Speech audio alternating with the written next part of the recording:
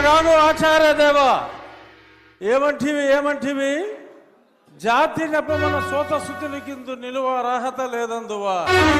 ఎంత మాట ఇది క్షాత్ర పరీక్షయే గాని క్షత్రియ పరీక్ష కాదే. కాకూడదు, ఇది కుల పరీక్షయే అందువా. నీ తండ్రి భరద్వాజుని సంభవం ఎట్టిది, అతి దుముక్షాకరమైన నీ సంభవం ఎట్టిది. అగ్నికుండలో పుట్టిదివి కదయ్యా, నీదే కులము. అంతేగాక ఈ మా కుల గురువైన వశిష్ఠుడు దేవకీ వేషయకు వరసి పుత్రుడు కాడా, ఆయనదే కులము. ఆయన పంచమజాతి కన్యకు అరుంధతి యందు శక్తిని, ఆ శక్తి చండాగణ యందు పరాశరుని, ఆ పరాశరుని పల్లె పడుచైన మత్స్యగంధి యందు మా తాత వ్యాసుని, ఆ వ్యాసుడు విధవరాండ్లైన మా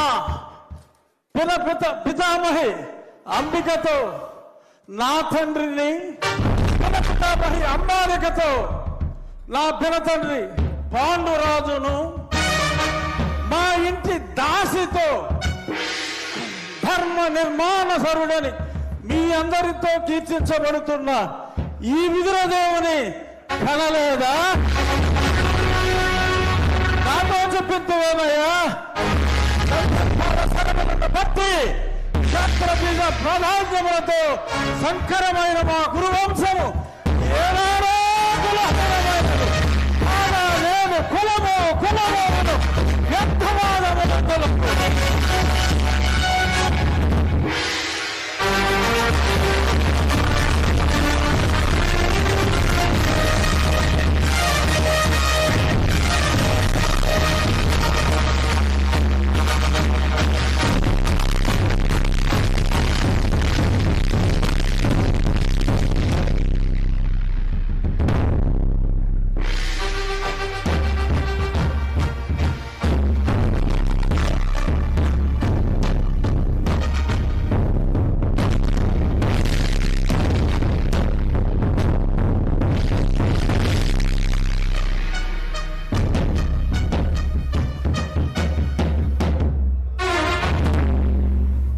తెలుగుదనాన్ని అద్భుతమైనటువంటి డైలాగుల్లో దుర్యోధనుడి పాత్రలో ఏకపాత్రాభినయం చేసినటువంటి మన శాసనసభ ఉపసభాపతి RRR శ్రీ కె రఘురామకృష్ణరాజు గారికి ఒక్కసారి గట్టిగా కర్తవ్య ధ్వనిలో అందిద్దాం.